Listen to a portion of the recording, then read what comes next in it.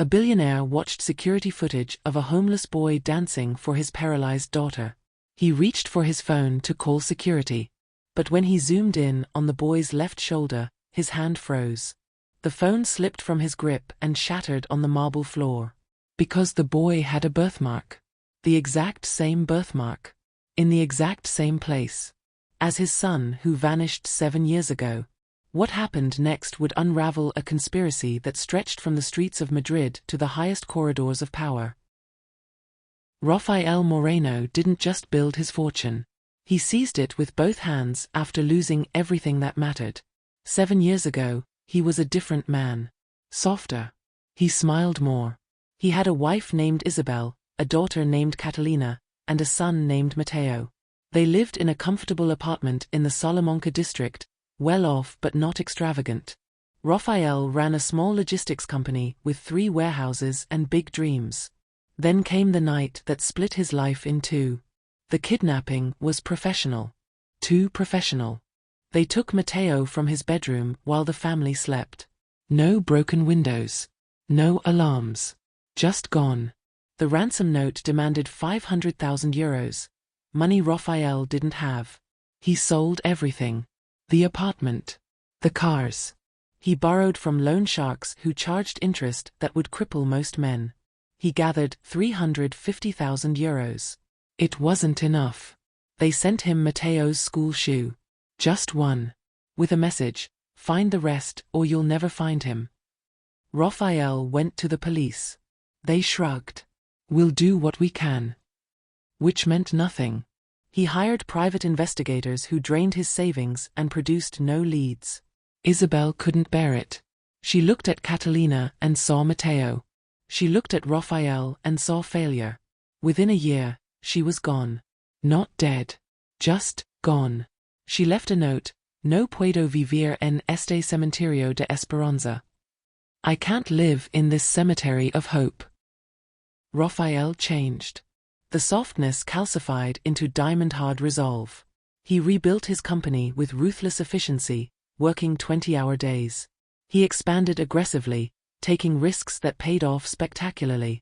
Within 5 years, he controlled the largest private logistics operation in Spain. Within 7, he was a billionaire. But he never stopped searching. Every street child he saw made him look twice. Every beggar boy became a possibility. He funded 3 children's homes, not from kindness, but from desperate hope. Maybe, just maybe, Mateo was in one of them. His daughter Catalina suffered differently. The accident happened 2 years after Mateo vanished. She was crossing the street in Retiro Park, distracted by grief, when the delivery van ran the red light. Her spine didn't break. It compressed. C5, C6 vertebrae. Incomplete injury. The doctors said she might walk again with therapy. But therapy required hope, and Catalina's hope had died with her brother. Now, at 15, she sat in her wheelchair like a queen in exile. Beautiful, brilliant, and utterly unreachable. She hadn't smiled in 3 years. Not once. Rafael had photographs to prove it.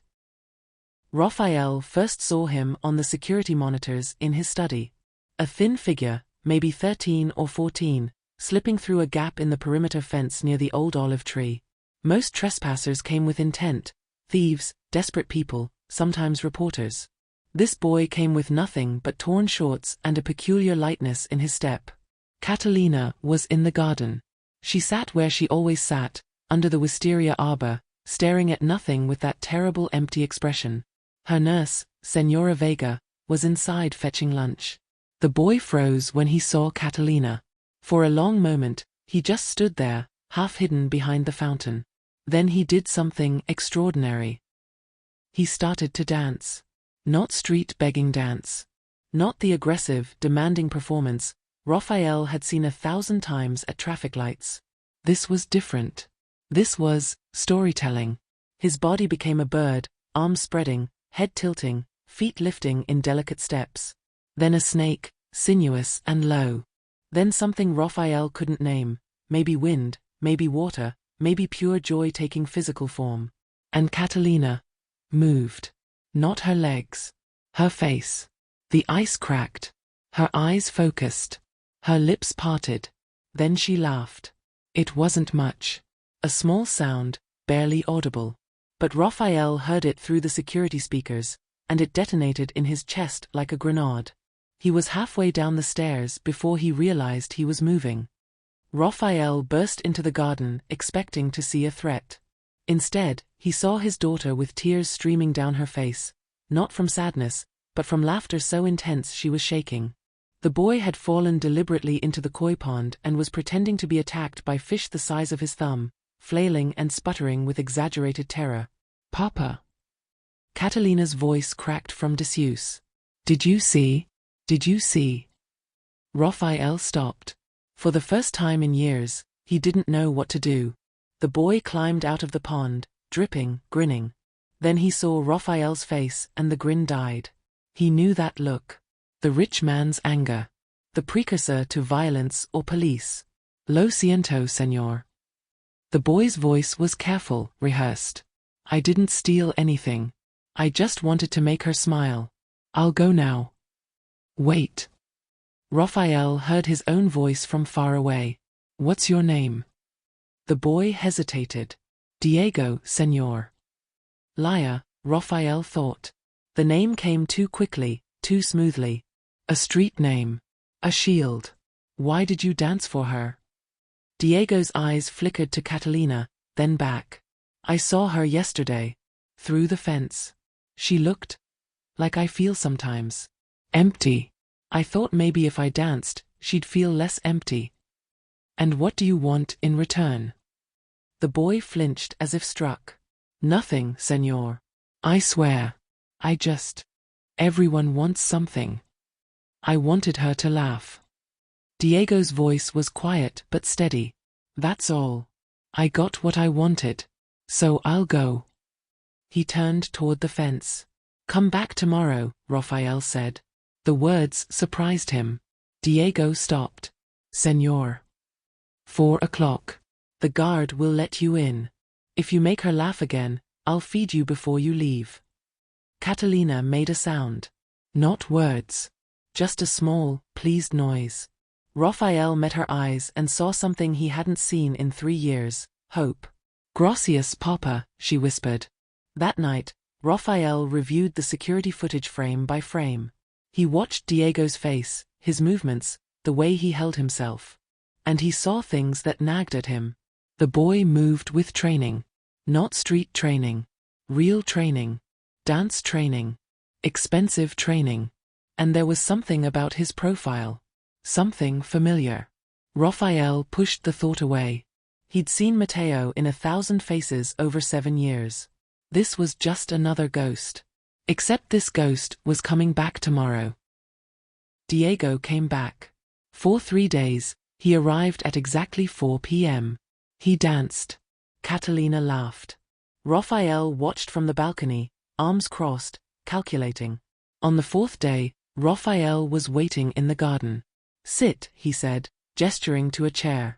Diego sat like someone who expected the chair to be pulled away. "Where did you learn to dance like that?" "I taught myself, señor." "That's a lie. Those movements are classical. Contemporary flamenco fusion. I've seen it performed at Teatro Real. Who taught you?" Diego's jaw tightened. "Nobody teaches street boys, señor." "Where are your parents?" "Dead." "Both of them?" "Yes." "How?"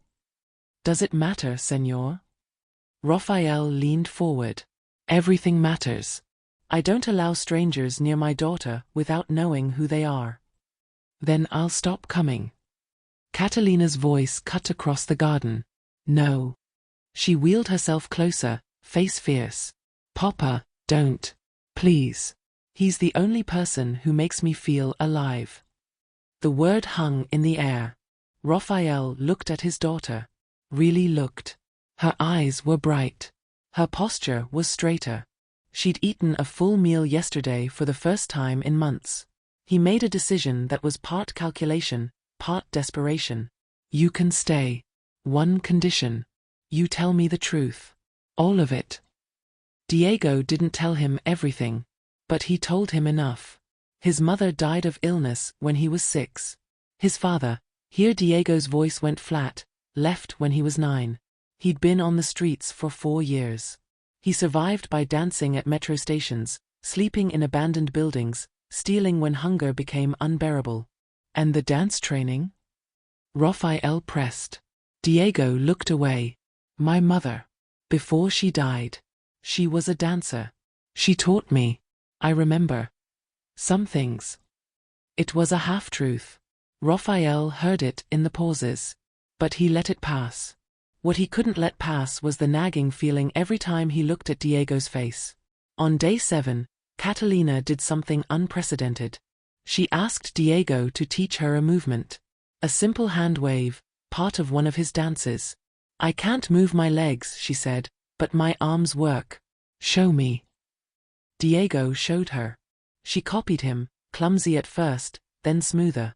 They worked for an hour, Catalina in her wheelchair, Diego standing beside her, both moving their arms in synchronized patterns. Rafael watched from the study window, and something cracked in his chest. His daughter was dancing. Dr. Herrera came for Catalina's monthly assessment on day 12. Her muscle tone has improved significantly, he said, checking her reflexes.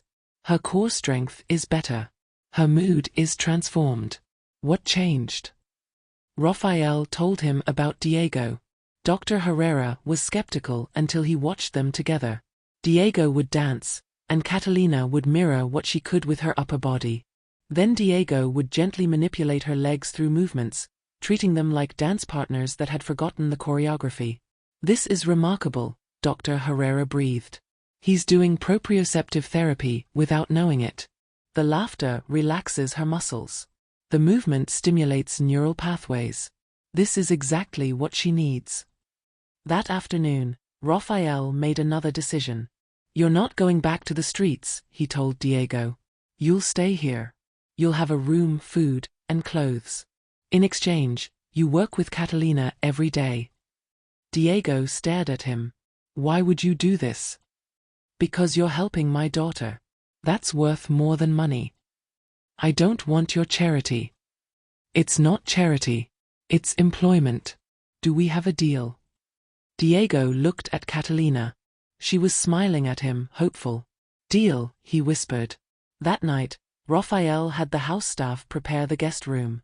When Diego saw it, the bed, the bathroom, the windows that locked from the inside, he stood in the doorway for a full minute, not moving. You okay? Rafael asked. Diego nodded, not trusting his voice. Good. Dinner's at 7. Don't be late. As Rafael walked away, he heard it. A small, choked sound. He didn't turn around. He understood that some emotions need privacy. But as he reached the stairs, he paused. Something was still nagging at him. Something about Diego's profile, his gestures, the way he tilted his head when listening. Rafael pulled out his phone and scrolled to a folder he hadn't opened in months. Mateo's photos. He found one from age 6, Mateo laughing at something off-camera, his head tilted just so. He pulled up the security footage from today. Froze it on Diego's face. The angle was similar. The tilt was the same. Rafael zoomed in on Diego's left collarbone, visible above his torn shirt. There. A birthmark. Crescent-shaped. Distinctive. Mateo had the same birthmark. In the exact same place. Rafael's heart stopped. No. It couldn't be. 7 years. The kidnappers. The shoe. The silence. But the birthmark. His hands shook as he pulled up more footage, comparing angles, features, the shape of the ears, the bridge of the nose. Different. Diego's face was thinner, harder, aged by suffering. But underneath. Rafael ran to the guest room. The door was closed. He knocked, too hard. Come in, Diego's voice wary. Rafael entered. Diego was sitting on the bed, still dressed, as if afraid to believe this was real. Take off your shirt, Rafael said. Diego's eyes went wide. What? Your shirt. Take it off. Now. Señor, I don't. Now. Diego stood, backing toward the window. I'll leave. I'm sorry. Whatever I did. Rafael crossed the room in 3 strides. He grabbed Diego's shoulder and stopped. The boy was shaking. Not from cold. From fear. Deep body memory fear of adult violence. Rafael released him, stepped back, forced his voice calm. I'm not going to hurt you. I need to see your left shoulder. There's a birthmark. I need to see if it's there. Diego's face went blank. Why? Because my son had the same birthmark. And he disappeared 7 years ago. And I need to know if you're him. The room went silent. Slowly, Diego pulled off his shirt. The crescent birthmark was there. Exactly where it should be. Rafael made a sound. Not a word. A broken thing. What's your real name? His voice cracked. Diego, the boy who might be Mateo, stared at him with ancient eyes. I don't remember, senor. They told me my name was Diego. They told me my parents didn't want me. They told me a lot of things. Who told you? The people who took me. Rafael sat down on the bed before his legs gave out. Tell me everything. From the beginning. Diego sat across from Rafael, shirt still off, the birthmark visible like evidence in a trial. I don't remember much from before, he began, voice careful. I remember a room. Blue walls. A window with bars. I remember a woman singing. But I don't remember her face. What else? Rafael's voice was barely a whisper. I remember the day they came. A man told me we were going on an adventure. I was excited. Then we drove for a long time. Then, different houses. Different people. They kept moving me. How many people? I don't know. 6? 8? They spoke different languages. Some were nice. Some weren't. One woman, she was old, she taught me to dance. She said it would help me survive. She said if I could make people happy, they wouldn't hurt me. Rafael's fists clenched. What happened to her? She died. After that, they didn't want me anymore. I was too old, they said. Nobody adopts older boys. So they left me at a torture station. Told me to figure it out. How old were you? Maybe 9? 10? I'm not sure. I lost track of time. And you've been on the streets since then? Yes, senor. Rafael stood, paced to the window. Your mother.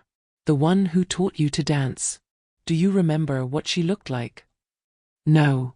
Just that she was kind. She had soft hands. She sang sometimes. What did she sing? Diego closed his eyes. Then, in a thin, uncertain voice, he sang, Allah Nanita Nana, Nanita Ella, Nanita Ella. Rafael's vision blurred. Isabel used to sing that. To both children. Every night. Do you remember your sister? He asked, voice breaking. I had a sister? Yes. Catalina. Diego turned to look at Rafael, confusion and hope warring on his face. The girl in the wheelchair. Yes. That's my sister. I think so. I think you're my son. I think you're Mateo. The name hung in the air like a question. Diego Mateo stood slowly. I want to believe you. But people have lied to me my whole life. How do I know you're not lying? DNA test. We can do it tomorrow. But I already know. I've been looking at your face for 2 weeks. I've been seeing my son's face in strangers for 7 years. I know the difference between hoping and knowing. And I know. Mateo's face crumpled. Why didn't you find me? The question was a knife. I tried. God, I tried. I searched everywhere. I hired investigators. I went to every children's home, every street, every shelter. But Spain is vast, and you were hidden. They moved you. They covered their tracks. And I failed you. They told me you didn't want me. They told me I was a burden. They told me. They lied. Every word was a lie. I never stopped wanting you. I never stopped looking. Mateo stood there, shaking, 7 years of abandonment and survival warring with this impossible hope. Then Catalina's voice came from the doorway. Mateo. They both turned. She was in her wheelchair, Senora Vega behind her, both having heard the raised voices. Catalina wheeled herself forward, staring at Mateo's face. Is it really you? I don't know, he whispered. Do you remember me? You used to build block towers and let me knock them down. You used to steal my cookies and blame the cat. You used to. Her voice broke. You used to call me Catalina, pretty cat. Mateo's eyes went wide. Catalina, he repeated, and the words sounded like coming home. Catalina started crying. Mateo dropped to his knees beside her wheelchair. They reached for each other at the same time, gripping hands like lifelines. Rafael watched his children reunite and felt something he hadn't felt in 7 years. Complete. The DNA test took 3 days to process, though Rafael knew the result before the lab confirmed it. 99.9% probability of paternity. Mateo Moreno. Not Diego. Mateo. But knowing who he was didn't explain how it happened. For that, Rafael called in favors. Private investigators. Former Guardia Civil. People who operated in the shadows where official channels failed. What they found was staggering. Mateo hadn't been kidnapped for ransom. He'd been stolen for an underground adoption network that trafficked children to childless wealthy families across Europe. The ransom demand had been a cover, a false trail. While Rafael scrambled for money, Mateo was already gone, moved through a pipeline that stretched across 3 countries. The old woman who taught him to dance? She'd been part of the network, a groomer, who prepared children to be appealing to potential adopters. When Mateo aged out, boys over 10 were less desirable. They dumped him rather than risk him talking. The network was sophisticated. They had corrupt officials, forged documents, and a reach that extended into hospitals, children's homes, and government offices. Rafael's investigator, a woman named Lucia who had no patience for euphemism, laid it out bluntly. They took at least 40 children over 10 years. Maybe more. Your son was lucky. Most of the kids who aged out didn't survive the streets. Some were trafficked again, into worse situations. Some just disappeared. Who ran it? Rafael asked, voice cold. We have names. Some small players. But the top? That's harder. These people have protection. Money. Influence. I have more of both. Lucia smiled. It wasn't a nice smile. Then we'll get them. The arrests took 6 months. Rafael funded the entire investigation personally. He hired lawyers, investigators, and when necessary, applied pressure through his business connections. 12 people were arrested. 3 government officials resigned. The adoption network collapsed. It made national news. Billionaire's son recovered after 7 years ran the headlines. Child trafficking ring exposed. But Rafael didn't care about headlines. He cared about the boy in his house who flinched at sudden movements and hoarded food in his room. Mateo's healing wasn't linear. Some days he was the boy who danced. Other days he was the street survivor who trusted no one. Therapy helped. Time helped. Catalina helped most of all. Ven hermano, she'd say, wheeling herself to his room when he got too quiet. Teach me the bird dance again. And he would. Because dancing had saved him once, and it was saving him again. Catalina's progress accelerated. With Mateo encouraging her, she pushed harder in physical therapy. 6 months after Mateo came home, she took her first supported steps. A year later, she walked with canes. She'd probably never run, the doctors said, but she'd walk. That's enough, she said, smiling. I can dance now. That's all I need. Rafael watched his children dance together in the garden, awkward, imperfect, beautiful, and felt the last piece of his broken heart slot back into place. One evening, as the sun set over Madrid, Mateo found Rafael in his study. I want to find the others, Mateo said. Others? The kids who were taken. The ones who are still out there. Or who made it to the streets like me. I want to help them. Rafael studied his son. 17 now, taller, stronger, but still carrying those old eyes. How? A foundation. Dance therapy for street children. A safe house. Job training. I know what they need because I was them. That's a big undertaking. I know, but you taught me something. Mateo met his father's eyes. You never stopped searching. You didn't give up. Maybe I'm here because one day, when I needed it most, I remembered that someone was looking for me. Maybe other kids need to know that too. Rafael felt his throat tighten. Then we'll do it. Together. They did. The Foundation Mateo Moreno opened 2 years later. It started with one shelter and a dance program. Within 5 years, it had centers in 4 cities across Spain. Mateo ran it with the same intensity his father brought to business, and the same compassion his mother had shown him in fragments of memory. Catalina became the Foundation's public face, a powerful advocate in her wheelchair, then later on her canes, speaking about resilience and hope. And Rafael? He stepped back from his business empire, delegating more, present more. Because he'd learned what his wealth was actually for. Not power. Not status. Redemption. 5 years after Mateo came home, the Foundation held its annual gala. 500 guests. 5 million euros raised. But the most important moment happened in a quiet corner, away from cameras. A young girl, maybe 8, stood nervously by the buffet table. She was freshly arrived at the Foundation's shelter, still wearing the wariness of the streets. Mateo approached slowly, hands visible, non-threatening. Hola, he said softly. I'm Mateo. What's your name? She didn't answer. That's okay. You don't have to tell me yet. He paused. You want to see something cool? Still no response. Mateo stepped back and started to dance. Nothing fancy. Just the bird dance. The one he'd performed for Catalina that first day. The one that started everything. The girl's eyes widened. Mateo became a bird, arms spread, light and free. Then he stumbled deliberately, catching himself with exaggerated surprise. The girl giggled. Just a small sound. But Mateo heard it, and it detonated in his chest like joy.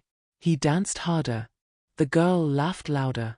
Catalina wheeled up beside them, smiling. Want to learn? She asked the girl. The girl nodded. And there, in the corner of a ballroom full of wealthy donors and powerful people, 3 people danced. One in a wheelchair. One who'd been stolen and survived.